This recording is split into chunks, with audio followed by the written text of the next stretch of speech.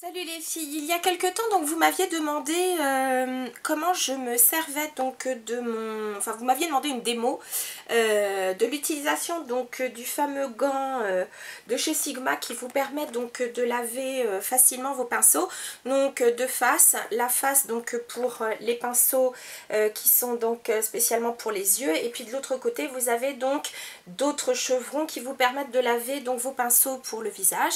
Donc si ça vous intéresse, eh bien on y va, je vous montre comment l'utiliser.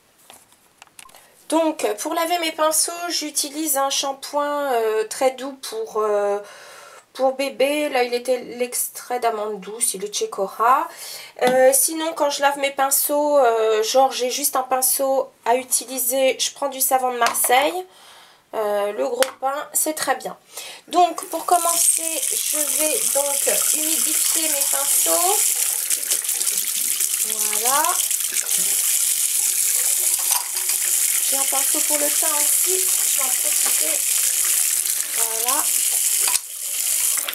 Et donc comme je vais commencer par les pinceaux, donc pour le visage, je prends la face, c'est le cas de le dire, face. Hein, et je vais mettre donc un petit peu de shampoing sur mon gant. Et donc là où vous voyez wash, c'est là où vous allez frotter pour nettoyer votre pinceau. Voilà. J'en ai un de chez Sigma dont je me sers pour l'anti-cerne, pareil.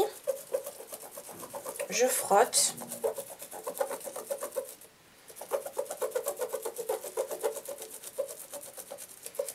Je frotte bien parce que celui-là, il est un peu cracra.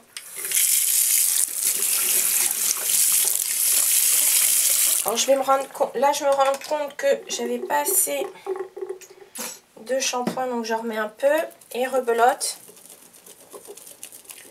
Je nettoie sur la face.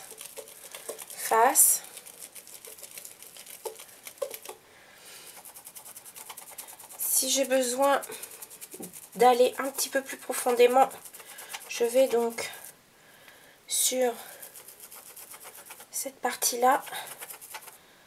Voilà. Il est sacrément caca. Burk. Ensuite, rebelote, je vais faire la même chose avec mes pinceaux pour les yeux. Donc je vais utiliser l'autre face, donc c'est-à-dire eyes ici. Rebelote, je remets du shampoing et je vais en profiter donc pour nettoyer mes pinceaux pour les yeux. Vous voyez, c'est plutôt simple.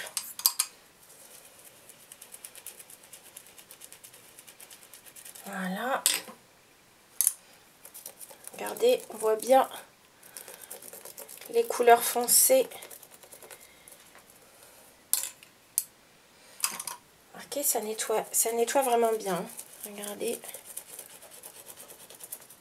Voilà, donc je vais faire ça avec tous mes pinceaux et je reviens après pour le rinçage.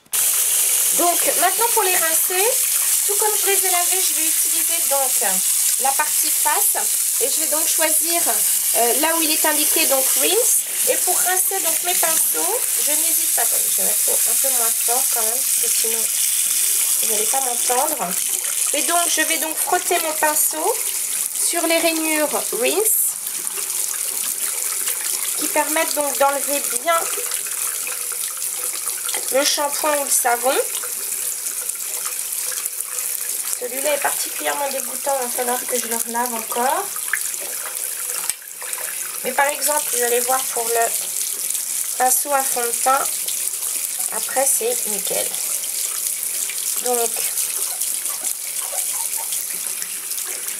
et donc lorsque je veux donc les essorer, vous avez donc ici la partie, je sais pas comment on dit, refine.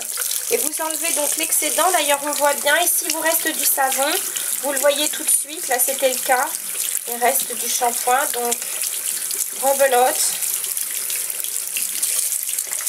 je rince et là vous voyez il n'y a plus de shampoing. Donc on fait la même chose. Alors bien sûr je ne vais pas le laisser la tête en haut, hein, vous le savez. Donc je vais faire pareil pour les pinceaux pour les yeux. Donc je rince mes pinceaux avec la partie rinse. Et une fois qu'ils sont bien rincés, pareil, j'essore les pinceaux. Ainsi de suite jusqu'à la fin.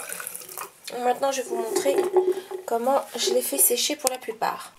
Pour ce faire, j'utilise donc, je vous l'avais déjà présenté, c'est le Dry and Shape de chez Sigma. Donc, il s'agit d'une espèce de roll avec donc ici, vous voyez, une partie élastique et puis de quoi faire tenir les pinceaux. Donc, très facilement, je prends donc mon pinceau, je sélectionne la taille qui me semble la meilleure. Je le glisse donc dans le Dry and Shape, sans oublier de le mettre, de faire tenir le manche. Et voyez, ensuite je mets mon Dry and Shape sur une table, sur une étagère, sur ce que vous voulez. Ça tient le pinceau en place et ça le fait sécher beaucoup plus vite que si vous le mettiez donc à plat sur une table, sur une étagère ou autre. Vous avez aussi le principe des brush guard. Je m'en suis déjà servi, c'est pas mal non plus. Donc c'est bien quand on en a seulement un ou deux. Le Dry and Shape vous permet donc de les faire sécher en plus grande quantité. Voilà les filles, c'était donc comment je lave mes pinceaux avec le fameux gant Sigma. À très bientôt, salut!